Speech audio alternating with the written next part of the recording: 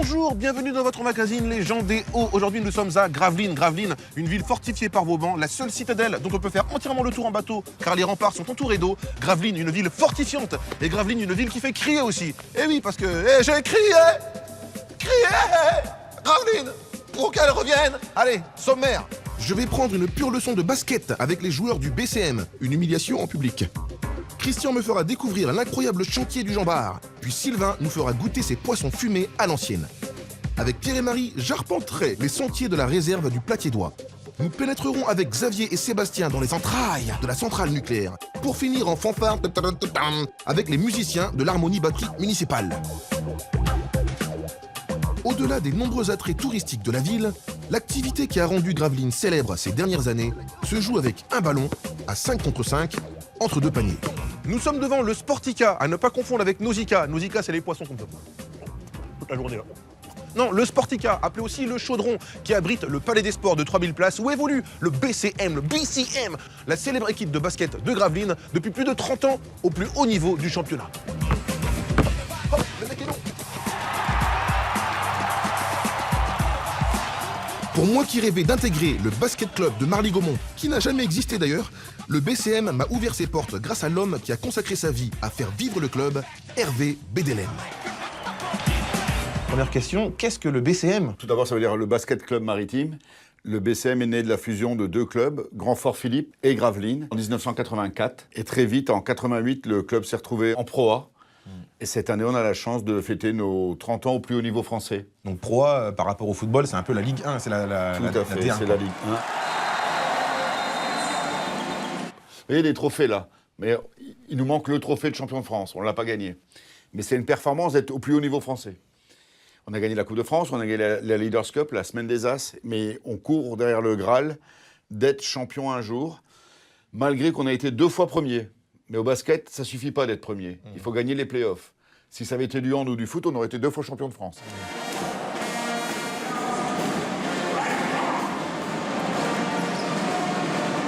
Et le basket a toujours eu une place aussi importante dans votre vie ? C'est vrai que gamin, si on m'avait dit que le basket aurait été le fil conducteur de ma vie, j'aurais pas cru une seconde. Mais c'est une passion qui est devenue mon métier. Et ben, c'est une belle passion. Même s'il y a des hauts et des bas, hein. En ce moment c'est dur, on gagne pas toujours. C'est un sport, hein, c'est voilà. comme ça. Et heureusement d'ailleurs, heureusement. Rien n'est écrit. J'ai entendu parler d'une histoire assez touchante entre le club et Tony Parker.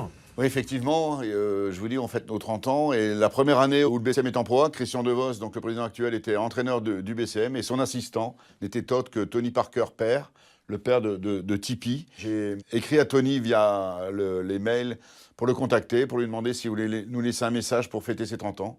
Et c'est très gentiment prêté au jeu. J'aimerais aussi remercier Christian et Hervé. On a une petite histoire avec Gravelines quand même et la famille Parker. Mon père il était coach C'est son musée personnel. il y a 30 ans Ah, d'accord. avec le BCM. Et moi j'ai grandi là-bas. J'ai fait quand même, je crois que j'ai fait CP et CE1 à Gravelines.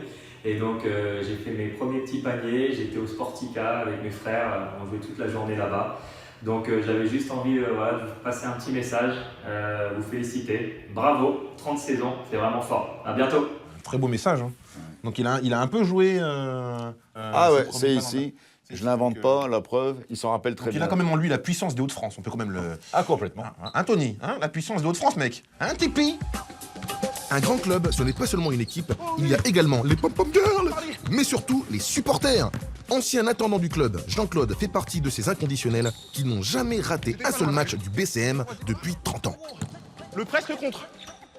Jean-Claude, JC, votre rôle avec les clubs, c'était d'accompagner les joueurs. J'ai fait tous les déplacements possibles, inimaginables, en Coupe d'Europe, partout, quoi. Tous ces joueurs que j'ai connus, américains, français et autres, j'ai toujours été le père adoptif d'eux, quoi. C'est pour un père. Pour Vous êtes un peu leur nounou, on peut dire. Ah, puis je les adore.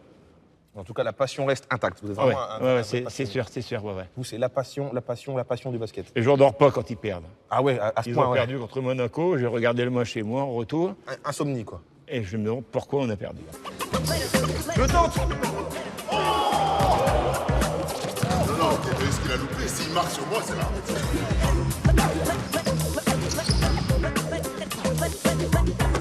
On passe à Jean-Marc. À Marc. Moi, c'était en 2 temps.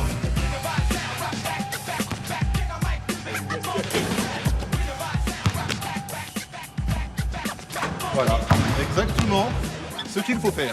Michel, Merci beaucoup, c'est gentil. Hein. j'ai relevé le défi de jouer contre les basketteurs professionnels. Enfin, j'ai relevé le défi. J'ai fait ce que j'ai pu. Et maintenant, un autre défi, celui de Christian Cardin, qui a décidé de reconstruire à l'identique une cathédrale maritime du XVIIe siècle, qui s'appelle le Jean Bart. Une cathédrale qui a combattu sur les mers contre les Anglais et les Hollandais au temps des guerres de Louis XIV.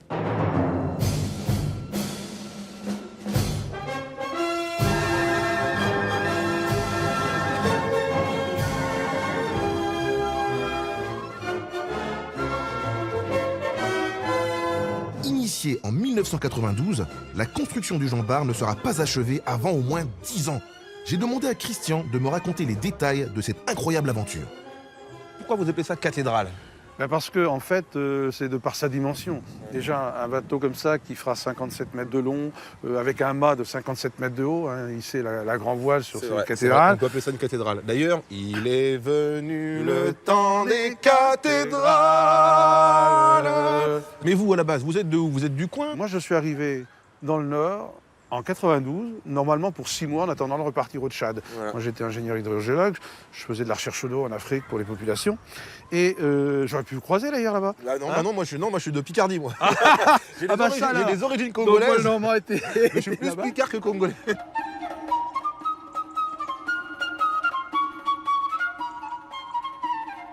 Et si on parle du Jean Bart, là, un peu, là on est où sur le Jean Bart, là ? Alors ici, on est dans ce qu'on appelle en fond de cale, en fond de carène. Donc vous imaginez qu'ici, vous avez cette grosse pièce qu'est la carlingue. Et juste au-dessus de nous, on avait un faux pont, le premier faux pont, où là, il y avait tout le monde. Il y avait tout le monde. Vous aviez les vaches, les veaux, les cochons. Parce qu'effectivement, on n'avait pas de quoi conserver à l'époque. Il n'y avait pas de congèle ni de frigo. Donc on amenait les animaux vivants et on partait pour 3 mois, 6 mois. Donc c'était un village qui se déplaçait littéralement, quoi.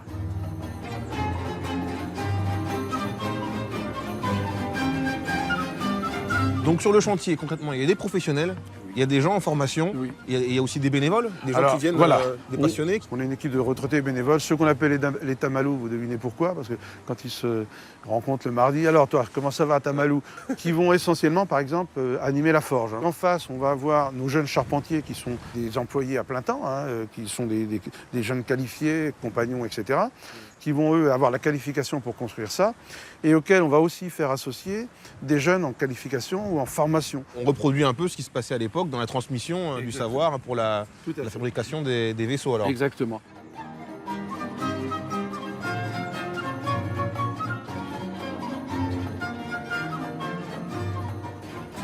On est vraiment dans une logique de développement durable avec ces superbes chaînes qui viennent de Picardie là-bas. Eh bien, on va construire le bateau, on va construire les bâtiments, on va fumer le poisson, on va cuire du pain à l'ancienne. Et puis, bien sûr, un jour, il faudra bien leur donner à boire à ces braves gens qui vont travailler là-dessus. Ben, on fera une microbrasserie, par exemple.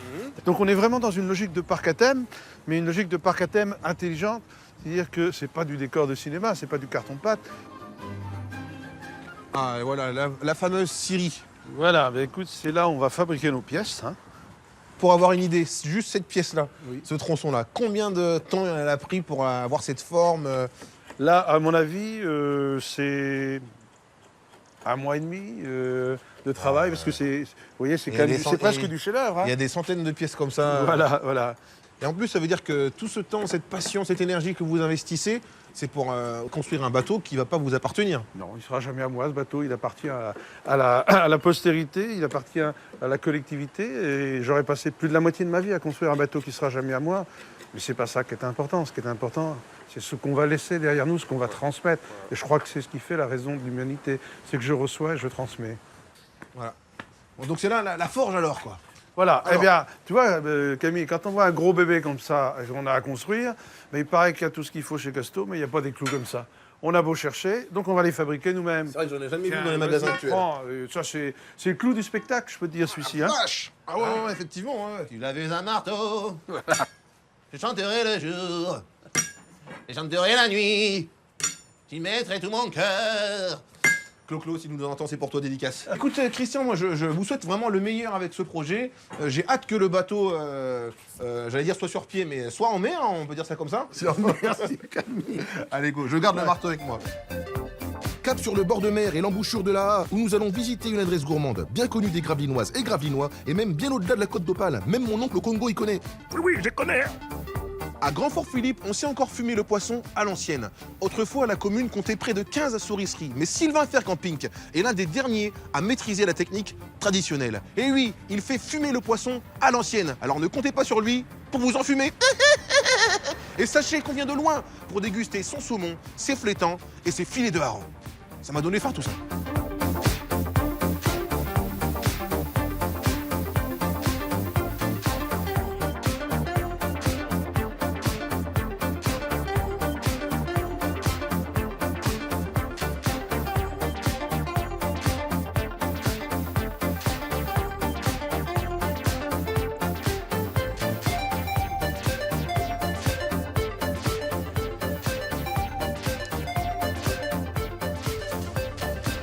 Ah, c'est du boulot.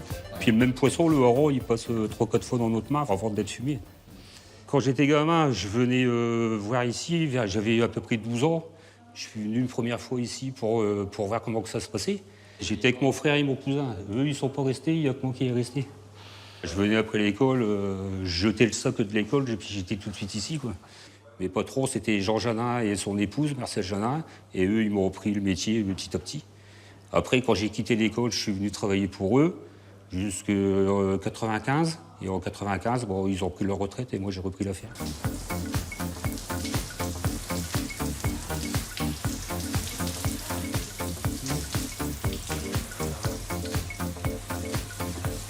J'ai eu un apprentissage complémentaire parce que mon patron, il m'a appris à faire tout ce qui est keeper. Les keepers, flétans, les macros, tout ça. Et ma patronne, elle m'a appris à faire les filets de hareng, parce que dans le temps, c'était pas les hommes qui faisaient les filets de hareng, c'était les femmes. Donc maintenant, je sais faire les filets de hareng, je sais faire les filets de sprat.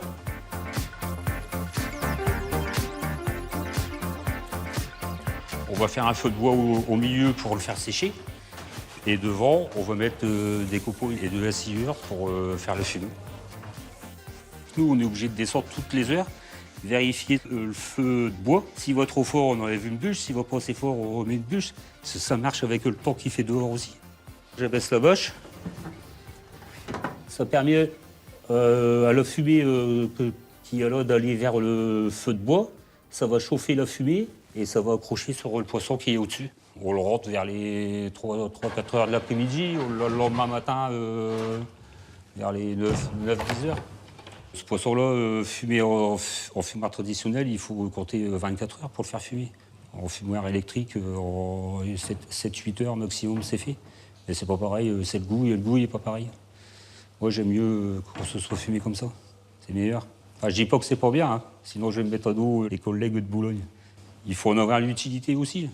Nous, on n'a qu'une petite production, avec ça nous suffit. Nous, on a une clientèle assez élargie, hein, c'est régional, il y a des Belges qui viennent, il y a un petit peu à travers la France. Les gens d'ici, quand ils partent en vacances, ils prennent du poisson fumé pour partir en vacances, dans leur famille ou ailleurs. Il y en a qui partent en Martinique, en Guadeloupe, ils prennent du poisson fumé pour partir là-bas. Ouais, c'est un petit peu... le poisson, il voyage, mais moi, je voyage pas. Mais nous continuons notre voyage vers la côte, jusqu'à un havre de paix, où l'on peut croiser certaines espèces rares, voire extrêmement rares.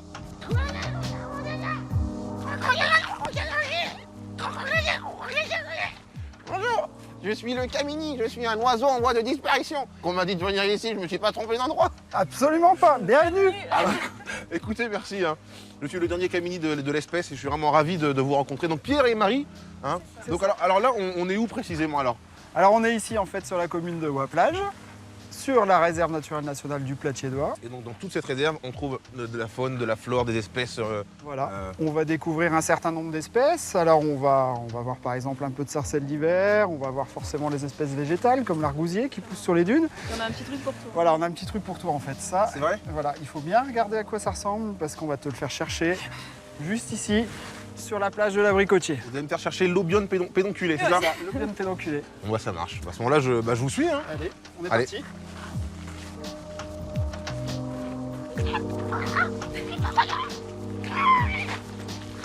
Alors moi déjà j'ai une question. Est-ce qu'il y a du monde qui vient ici? Alors ici, là, justement, sur le sentier qu'on va emprunter tout à l'heure, on a à peu près 40 000 visiteurs par an. Ouais. Donc c'est une réserve qui est quand même très fréquentée. Et alors, vous marchez énormément, mais qui marche le plus? Le conservateur ou le garde? Bah ouais, je vais dire que c'est le garde, hein, c'est sûr. Ah oui, c'est sûr, parce que moi je fais aussi beaucoup d'administratifs et de réunions, donc du coup je suis moins souvent sur le terrain. Non. Ah oui, dans ce sens-là, ouais. Ouais, non, mais ça va rien changer. Ça change rien, ça. Non. Eh ben, quelle vue, hein. Sympa, hein. Et ce métier, alors, il est venu à vous? C'est vous qui l'avez cherché? Comment ça s'est passé? Alors moi, c'est quelque chose que je voulais faire depuis que j'étais tout petit. Et ce site, durant votre formation, vous le connaissiez déjà?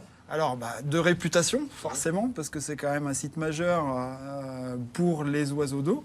Et vous vous êtes pas dit, ah, tiens, je vais bosser là-bas, ou c'était inimaginable à l'époque?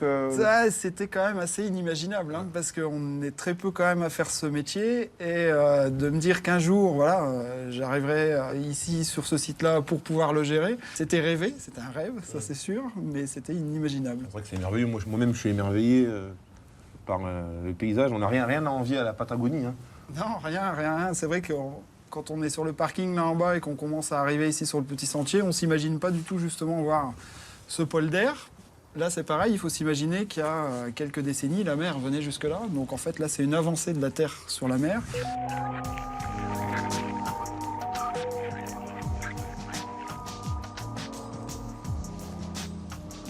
Alors Marie, moi j'ai beaucoup de questions parce que je suis émerveillé par l'endroit. C'est chouette, ça.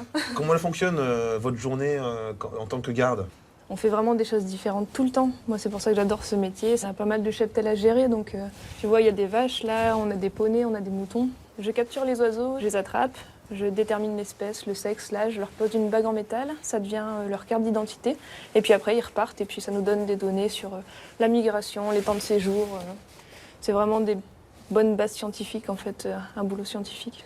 Des sites comme celui-ci, vous en connaissez plusieurs, c'est celui qui vous émerveille le plus? C'est mon premier endroit de boulot, donc ça me tient à cœur particulièrement. C'est vrai que selon les saisons, selon les époques, selon le climat, à chaque fois le site est changeant. Et il n'y a pas que chez nous que c'est beau, mais bon, c'est quand même très très beau chez nous. Vu que c'est une passion que vous avez depuis l'âge de 13 ans, quand on vous dit c'est bien, on vous prend et on vous garde ici, qu'est-ce que ça vous a fait du coup? C'est le rêve, c'est le rêve.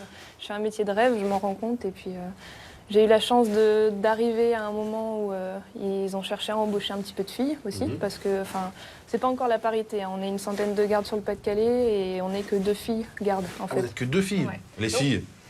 Faut se bouger. Il faut se bouger là, il faut...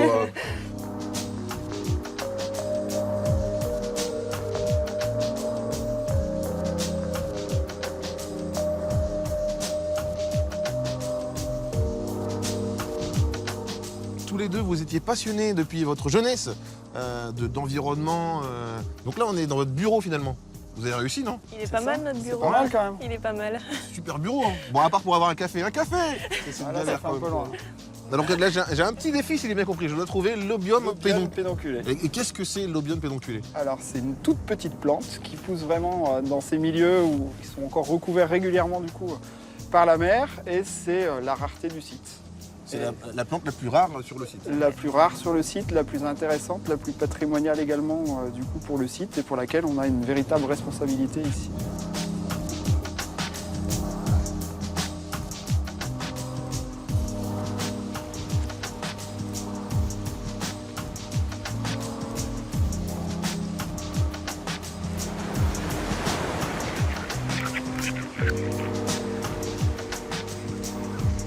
C'est une forteresse posée face à la mer du Nord, la plus puissante, la plus imposante centrale nucléaire de France et d'Europe. 31 milliards de kilowatts.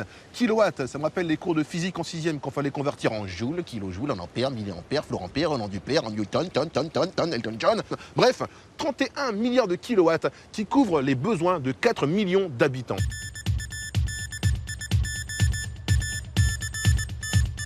Bienvenue à la centrale nucléaire de Gravelines.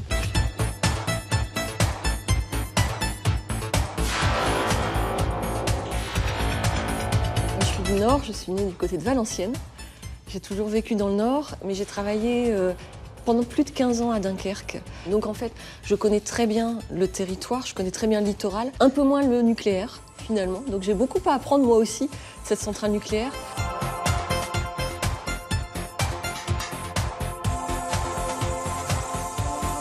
On veut que les habitants, tout ce territoire, sachent qu'il y a des impacts positifs.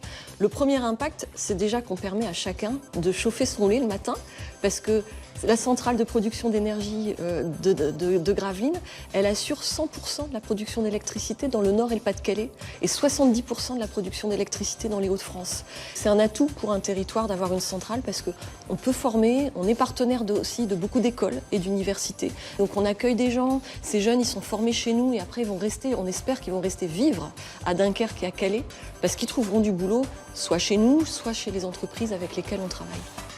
Pour accéder, le casque est obligatoire, les protections auditives, les lunettes. J'espère que vous avez tous des lunettes sur vos casques et vous les baissez comme moi. J'ai eu la chance de rentrer en BTS par alternance en fait ici au service d'exploitation, donc ceux qui gèrent notamment en fait vraiment la vraie salle de commande. En le voyant travailler ici, donc je lui ai forcément posé des questions sur son métier, sur ce qu'il faisait au quotidien, ce qui m'a tout de suite plu et je me suis dit pourquoi pas. Donc pour ma part, je suis encore en apprentissage, c'est-à-dire que je suis toujours occupé de réaliser mes études. Donc je suis actuellement en diplôme d'ingénieur, avec une école du réseau Polytech à Lille. Une fois par an, pendant un week-end complet où les installations sont complètement ouvertes, je prends plaisir à montrer notre centrale au public, à essayer de rendre les choses les plus simples possibles pour que ce soit compréhensible. Mon frère m'en a parlé, m'a dit est-ce que tu veux le faire avec moi? Donc j'ai tout de suite dit oui, ça peut être une très bonne opportunité d'expliquer un peu ce qu'on fait à des visiteurs extérieurs. Ça nous permet de sortir un petit peu de la bulle du monde du travail où tout le monde est habitué justement à nos installations et d'avoir un regard extérieur à nos installations. C'est en fanfare que nous allons finir notre balade autour de Gravelines grâce à la centaine de musiciens de l'harmonie batterie municipale que j'ai surpris en pleine répétition.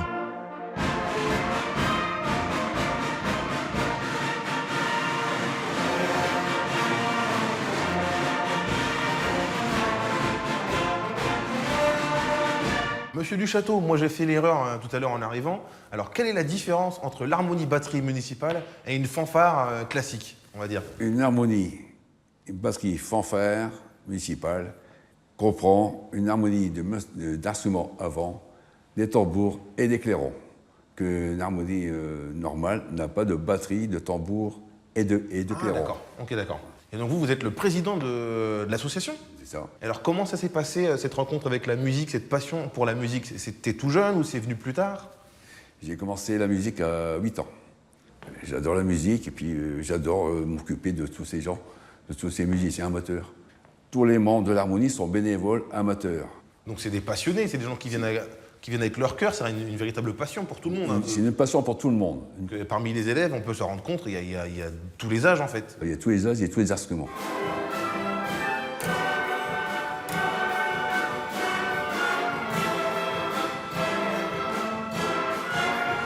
Bernard et Gabriel, c'est ça, hein? C'est ça. 2 générations alors. Bernard, vous êtes là depuis 1952? Oui, j'avais 9 ans. Ouais. Gabriel, depuis quand? Depuis l'année dernière. C'est un truc de fou ces parcours-là. Bernard, vous qui avez l'expérience, pourquoi les harmonies batteries sont si populaires dans la région? Écoutez, je pense que c'est une tradition dans le Nord. Chaque ville possède une harmonie. Hein.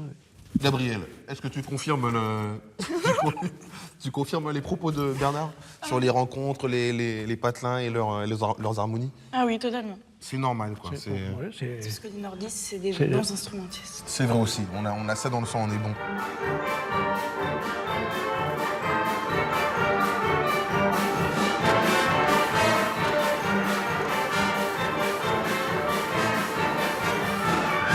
Alors, donc Bernard, vous pratiquez quel instrument? Je fais le corps d'harmonie pour l'instant, mais auparavant, j'étais comme trompettiste. D'accord. J'étais professeur de trompette en revenant de l'armée. Et vous connaissez donc cette structure depuis plus de 50 ans maintenant? Oui, puisque j'ai 74 ans, je suis rentré à 9 ans, donc ça fait 65 ans de musique. Donc vous êtes accro, on peut dire. Voilà. C'est comme une drogue. Exact. Vous n'avez jamais décroché? Non, jamais. Quand vous ratez une séance, vous êtes... Jamais. J'ai retiré la musique aujourd'hui, il faut que je fasse du corps d'harmonie. J'ai jamais raté de répétition. Un vrai passionné, quoi. Voilà. Gabriel, pareil? Ah bah oui. Une vraie passionnée? Oui. Qu'est-ce que tu joues comme instrument? Du tuba. Donc tu fais du tuba et de la flûte, parce qu'au collège, on fait la flûte aussi. Ah non, il n'y a pas de flûte au collège, il y a flûte. Et comment t'as entendu parler de l'association alors? Bah mes parents et mes frères, ils en font partie aussi, et pareil pour mes grands-parents. Et quand tu étais plus jeune, tu les as accompagnés ici? T'es venu voir comment ça marchait? Ouais, tous les vendredis. J'étais là avec mes frères. Voilà. Donc la magie a opéré, quoi. Voilà, c'est ça. Et alors, moi qui suis débutant, comment faire pour faire partie de l'association? Bah, faut commencer par le solfège. Au revoir. Déjà, faut commencer. Le solfège. Donc faut commencer par le solfège. Oui. Et donc, en deuxième année, il me semble, c'est là où vous choisissez un instrument.